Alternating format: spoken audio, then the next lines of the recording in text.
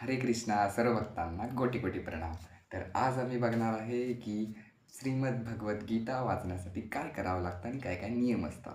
तर मित्रांनो, काहीही अवघड नसतं. सर्वात आधी तुम्हाला तुमची वाईट व्यसनं सोडली पाहिजे. दुसऱ्यांदा भगवंतावरती तुमची श्रद्धा आणि भक्ती असली पाहिजे. तिसरा, त्यानंतर तुम्ही भगवद्गीता कुठेही वाचू शकता आणि कधीही वाचू शकता. टाईम ठरवण्याचं हे तुमचा अधिकार असतं. कारण की तुम्ही सकाळी वाचू शकता किंवा संध्याकाळी वाचू शकता, ठीक आहे. आणि सर्वात पहिल्यांदा तुम्हाला 108 माला जाप केलं पाहिजे वाचनाच्या आधी. त्यानंतर, कारण की तुम्ही 108 माला जे जाप करताय त्यानं तुमचा फोकस जे आहे ते लेवल वाढतं.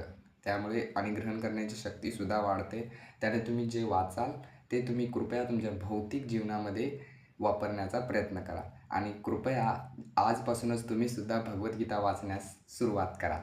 जर तुम्हाला ही व्हिडिओ आवडली असेल तर कृपया लाईक आणि सबस्क्राईब करा. हरे कृष्णा.